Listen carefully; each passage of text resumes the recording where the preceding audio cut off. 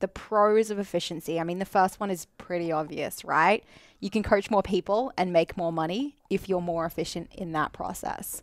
Like imagine the difference between having 20 clients and taking 5 minutes to program for them versus having 20 clients and taking 20 minutes to program for them. Which coach is going to be busier?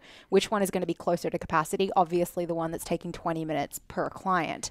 So if they can get their program design time down, their communication time more effective, the total time they're spending on each client per month down, it's going to allow them to grow from 20 to 25 to 30 to 35, maybe up to 50 or beyond for some coaches. So at the end of the day, the way that we get paid as OPEX individual design coaches is by the client. Like you have to coach more clients to make more money. So you don't have to. You could keep increasing your prices, but there is a ceiling on that, right?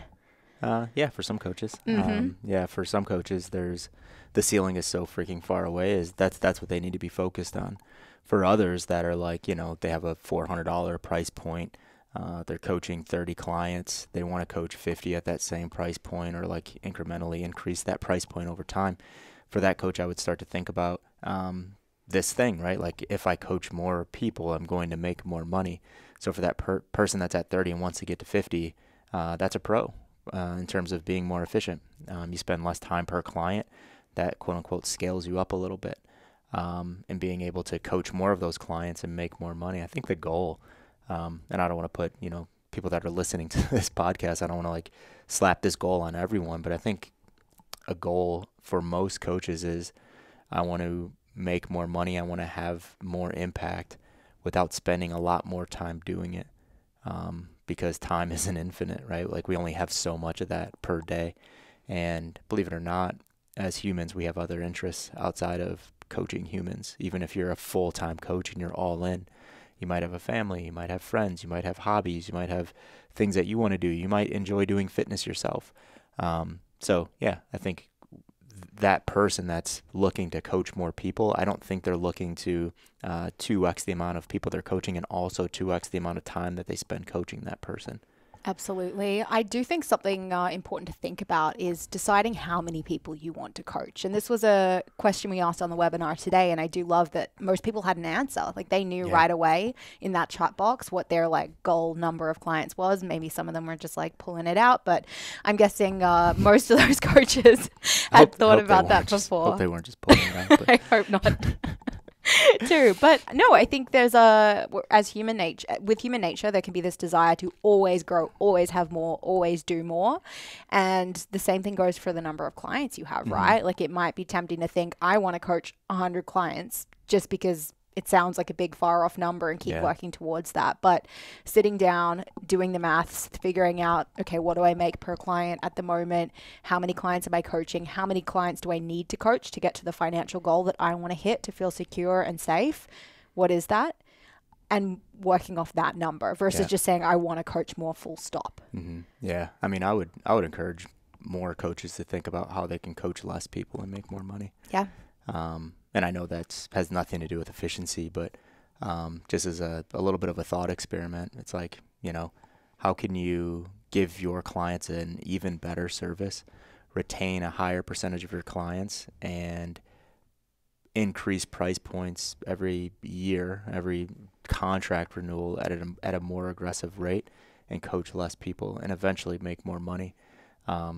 That's when I think of like, the goal for most coaches. I don't know if it's like I've never heard a coach say I want to impact 2,000 people. That's why I'm doing it through individual design. You might indirectly impact 2,000 people, but we're not coaching 2,000 individuals. You'll get some people that throw out crazy numbers like, oh, I want to do this. I want to scale to this. Growth means this to me and all of that. And it's like, I think most coaches say that. Because that's what they heard. They think they should believe that. They think if you're not growing, you're dying and all that. There's other ways to grow than just adding more clients to your roster. Definitely. Well, to stay on track, let's keep talking about some of the pros of being more efficient. So next up would just be feeling more accomplished. It feels good to get more done in the day versus to spend a whole lot of time spinning your wheels on the same thing, right? It just feels good. Yeah. I mean, I think we're both on the same page here. It's like we're not clock inners and clock outers, right? We don't work against the clock.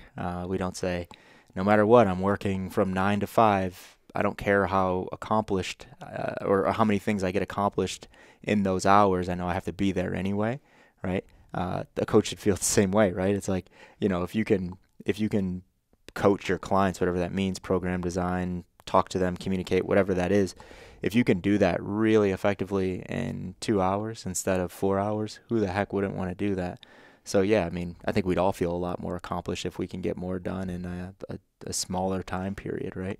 There's some pretty interesting surveys out there on like office workers who work like a typical 9 to 5, like 40-hour work week, on like how much work they're actually getting done. Like how many productive hours out of 40 do you actually have in a week? And the number is like staggeringly low. Mm-hmm.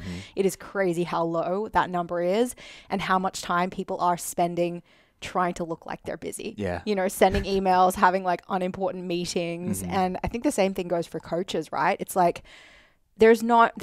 old culture would suggest that we have to be glued to a desk working for a certain amount of time to be productive. But I think newer culture is saying that's not the case.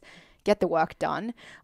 Be proud of what you put out in the universe. But if you can do as good a job in less time, kudos to you. Now go on and do something else that you enjoy or take some downtime. So I think adopting that mindset of more time isn't actually better is beneficial. Yeah.